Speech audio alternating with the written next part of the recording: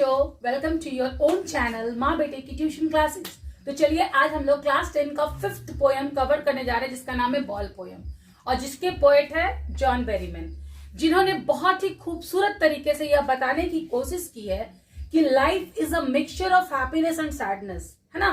तो लाइफ में खुशी भी आएगा और गम भी आएगा और हम लोगों को हमेशा तैयार रहना होगा उस सिचुएशन को फेस करने के लिए और उससे बाहर निकलने के लिए, ताकि हम कहीं स्टेबल ना हो जाएं, कहीं हम लोग रिजिड ना होकर खड़े रह जाएं और सदमा से ग्रस्त हो जाएं।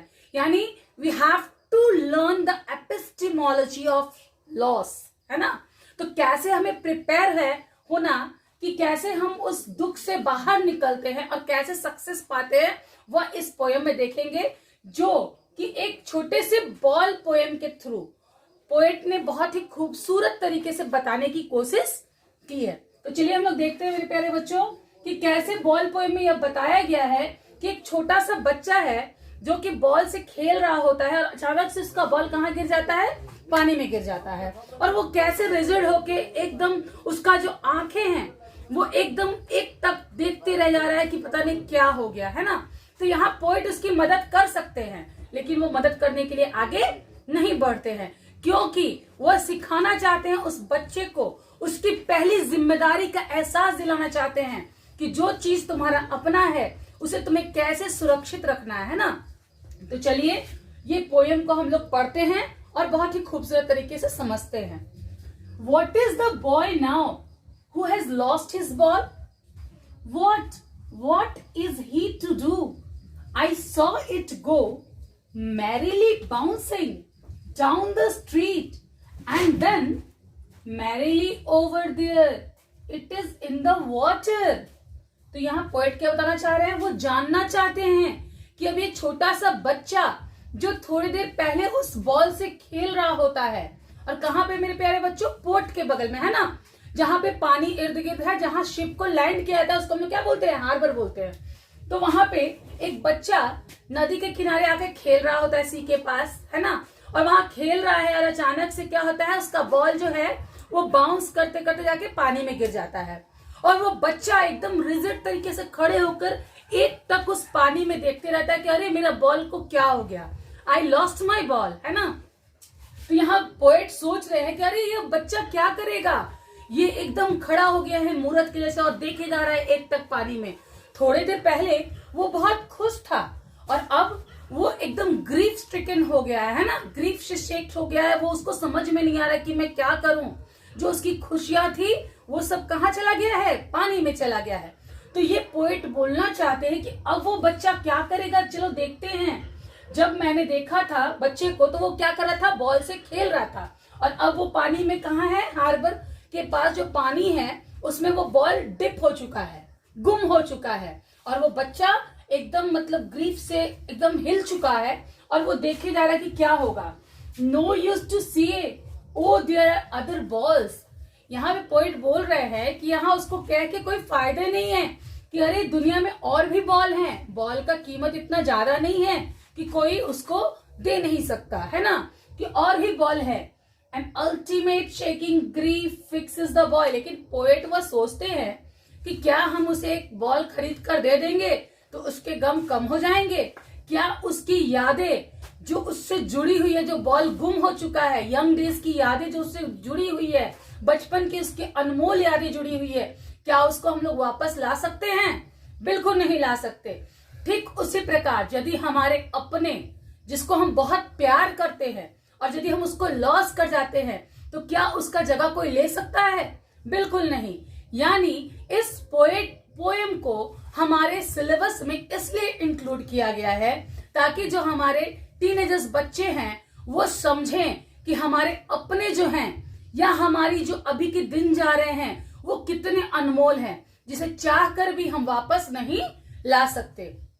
तो कुछ रियलिटीज होती है लाइफ की जिसे हमें फेस करनी पड़ती है, कुछ हमारी रेस्पॉन्सिबिलिटीज है that we have to take over, है ना, जिसको हमें उठानी पड़ेंगी और अपने चीजों की सुरक्षा करनी पड़ेगी। तो चलिए हम लोग सेकंड पैरा को कवर करते हैं कि क्या होता है उसके बाद। As he stands rigid trembling staring down, एकदम वो मूर्त बन के खड़ा है और कांप रहा है और नीचे देखे जा रहा है पानी में, पानी की गहराइयों को अपनी आंखों से नापने की कोशिश कर रहा है कि इसी में मेरा बॉल गुम हो गया है ना। All his young days into the harbour where his ball went, सारी उसके यंग डेज की मेमोरी जो है, चाइल्डहुड मेमोरीज जो है, वो सब पानी में गुम हो चुकी है ना। His ball went I would not intrude on him, उसकी बॉल जो है वो गुम हो चुकी है और मैं उसमें इंटरफेयर करने नहीं जाऊंगा। मैं उसको यह बताने नहीं जाऊंगा कि बच्चे पैसे ले लो, तुम दूसरे बॉल खरीद लो, है ना। A time another ball is worthless now his senses first responsibility. तो डाइम मतलब क्या होता है मेरे प्यारे बच्चों, 10 सेंट्स को बोलते हैं, जो यूएस की करेंसी है ना। तो यहां हम लोग बोले कि एक बॉल जो है वो कितने का मिलेगा, 10 सेंट्स का मिलेगा। लेकिन यदि हम लोग बोलते कि लो 10 सेंट्स या ये लो बॉल ले लो, तो क्या उस पर्टिकुलर बॉल जो लॉस्ट हो चुका है उसको क्या वो रिप्लेस कर पाएगा? बिल्कुल नहीं, क्योंकि वो उसके पुराने यादों से तो जुड़ी हुई नहीं है ना। तो dime another ball is worthless now he senses first responsibility, मैं उसमें इंटरफेयर बिल्कुल नहीं करूंगा, पोएट बोल रहा है, क्योंकि उस बच्चे को अपनी रेस्पॉन्सिबिलिटीज को समझना होगा, है ना, कि कैसे वो रेस्पॉन्सिबल होगा अपने लाइफ में, कैसे जिस चीज को वो प्यार करता है उसकी कदर करनी, उसकी सुरक्षा करना उसकी रेस्पॉन्सिबिलिटी है, and he have to fulfil it, isn't it so. तो चलिए हम लोग पढ़ते हैं कि he senses first responsibility in a world of possession. तो क्या होता है मेरे प्यारे बच्चों कि ये एक जो लाइफ है इसमें हम बहुत कुछ पोजेस करते हैं, और यहाँ अक्सर हर इंसान कोई ना कोई चीज खोते रहेगा। और लाइफ क्या है? मॉर्टैलिटी है। Life is mortal, isn't it so? The truth is that life is mortal, we are not immortal, and every time, हर वक्त हमें प्रिपेयर्ड रहना होगा कि जो भी लॉस हमें मिल रही है उससे ग्रीफ से हम कैसे ओवरकम करें, है ना। उस दुख से हम कैसे अपने आप को बाहर निकाले और सक्सेस की तरफ आगे बढ़े।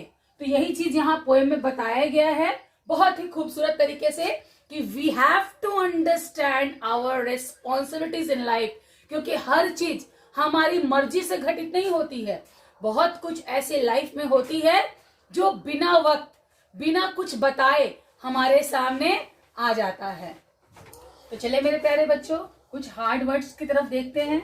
इन दोनों पैराग्राफ में जो हार्ड वर्ड्स है और जिसके सिनोनिम्स हमें याद रखने होंगे उसको हम लोग देखते हैं। तो चलिए व्हाट आर दे हम लोग देखते हैं। मैरीली, मैरीली का मतलब इंग्लिश वर्ड क्या हुआ मेरे प्यारे बच्चों? चेयरफुल।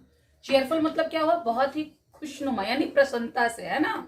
सेकंड देखते हैं बाउंसिंग। बाउंसिंग मतलब क्या होता है? जंपिंग अप एंड डाउन यानी उछलना। ओके। ग्रीफ मतलब सॉरो यानी दुखी, ठीक है। रिजिड मतलब फिक्स्ड यानी कठोर। ट्रेम्बलिंग मतलब शेकिंग मीन्स ऐसे ऐसे कांपना, है ना। हार्बर मतलब पोर्ट जहां शिप को लगाया जाता है। इंट्रूड मतलब इन्वेंट मतलब जबरदस्ती कहीं प्रवेश कर जाना किसी के मन के बगैर, उसको हम लोग बोलते हैं इंट्रूड करना। डाइम मतलब क्या हुआ मेरे प्यारे बच्चों? 10 सेंट्स को बोलते हैं, ओके, जो यूएस की करेंसी है। नेक्स्ट वर्थलेस यानी वैल्यूलेस यानी एकदम बेकार है, ओके। अब चलिए इन दो पैराग्राफ्स के फिगर ऑफ स्पीच की तरफ हम लोग बढ़ते हैं। What are they? तो बेटा व्हाट पहला जो दो लाइन है उसका जो फर्स्ट दो वर्ड है कंसेक्यूटिव लाइंस में वो रिपीट हुआ है ना, तो दैट इज एनाफोरा। क्या है? व्हाट यहाँ पे फर्स्ट लाइन में भी रिपीट हुआ और सेकेंड लाइन में भी वर्ड का रिपीटेशन है ना, तो ये हुआ आपका एनाफोरा, ओके। उसके बाद हम लोग देखेंगे कि सेकेंड लाइन में व्हाट वर्ड जो है वो 2 बार रिपीट हुआ है ना, तो दिस इज रिपीटेशन। क्या है ये? रिपीटेशन। उसके बाद देखेंगे हम लोग बेटा कि इस पैराग्राफ में एसोनेंस का यूज किया गया। एसोनेंस मीन्स क्या होता है बेटा?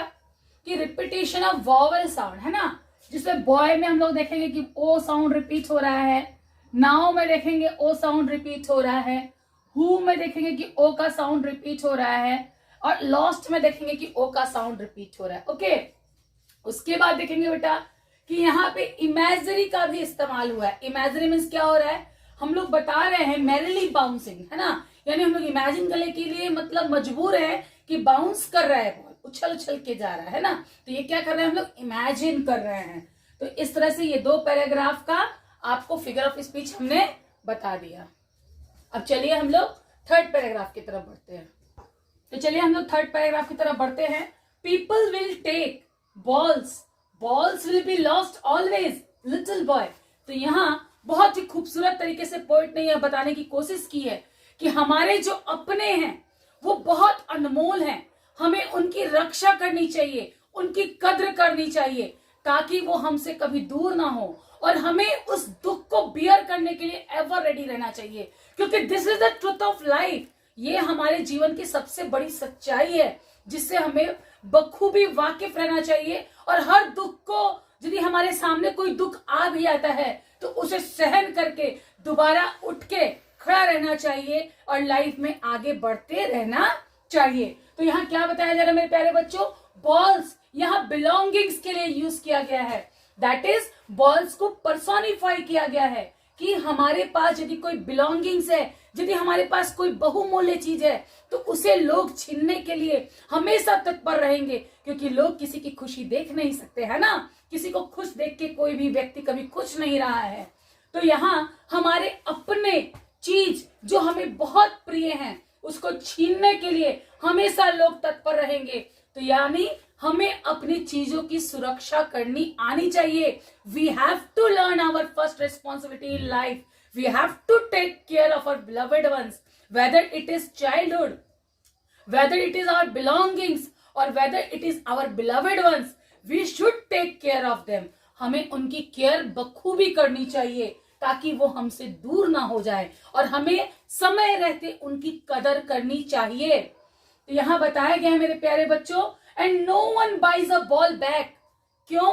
पैसे से किसी चीज को, बहुमूल्य चीज को हम खरीद नहीं सकते, क्योंकि पैसा क्या होता है मेरे प्यारे बच्चों? एक्सटर्नल होता है. यानी वो मेटेरियलिस्टिक थिंग्स को तो खरीद सकता है, लेकिन जो हमारे इमोशंस, उस पर्टिकुलर चीज से लगाव जो हमारा जुड़ा हुआ है, उस चीज को वापस नहीं ला सकता.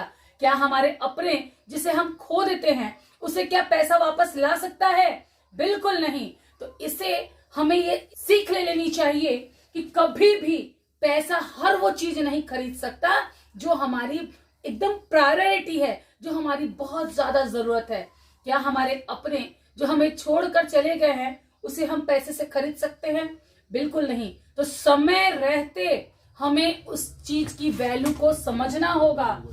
ही is learning well behind his desperate eye. तो क्या बता रहे मेरे प्यारे बच्चों?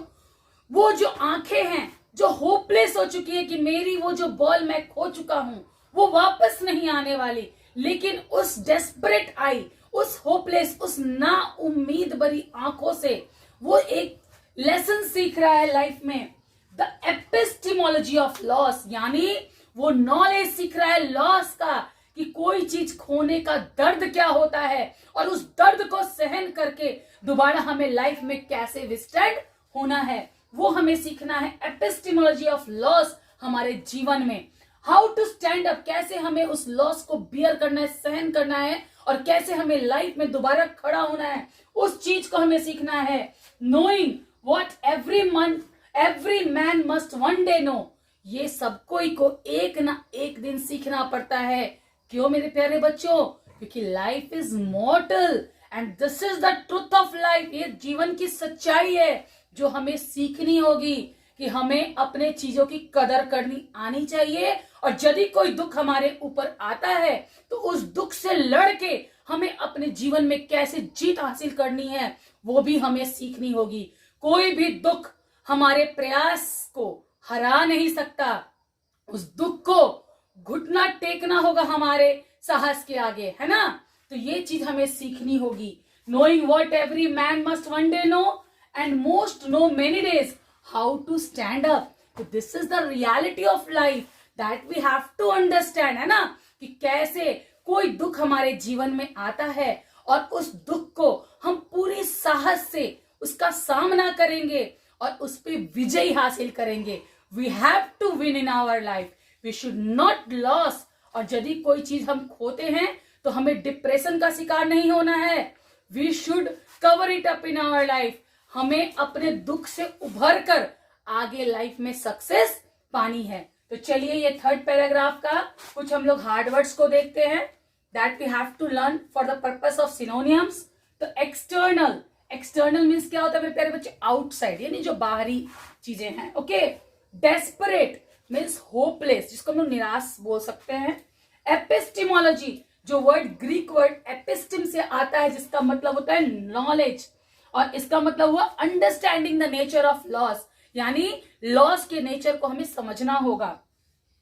नेक्स्ट, वर्ल्ड ऑफ पोजेशन का मतलब होता है मेटेरियलिस्टिक थिंग, जो हम पोजेस करते हैं लाइफ में, है ना, जो वस्तु हम पोजेस करते हैं उसको बोला जा रहा है। अब इसका फिगर ऑफ स्पीच को हम लोग कवर करते हैं। थर्ड पैराग्राफ का फिगर ऑफ स्पीच देखते हैं। तो यहां देखेंगे हम लोग कि थर्ड पैराग्राफ का जो सेकेंड लाइन है, बॉल बॉल को 2 बार रिपीट किया गया है। तो ये कौन सा फिगर ऑफ स्पीच है मेरे प्यारे बच्चों? रिपीटिशन यूज किया गया। ओके, अब देखेंगे हम लोग कि यहाँ एलिट्रेशन भी यूज किया गया है। ओके, जैसे कि हम लोग देखेंगे एलिट्रेशन में आप लोग जानते हैं कि यहाँ कॉन्सोनेंट्स का रिपीटेशन है ना, इनिशियल कॉन्सोनेंट, है ना। तो यहाँ बाइज में बी रिपीट हुआ है, बॉल में बी रिपीट हुआ है, बैक में बी रिपीट हुआ है ना, दैट इज एलिट्रेशन। और एसोनेंस का क्या देख रहे हैं हम लोग? Assonance means repetition of vowel sound, चाहे वो स्टार्टिंग में हो, एंड में हो या बीच में हो, है ना। तो यहाँ देखेंगे कि ई का रिपीटेशन हुआ है। ओके, तो thank you for watching my video. Please like and subscribe my channel.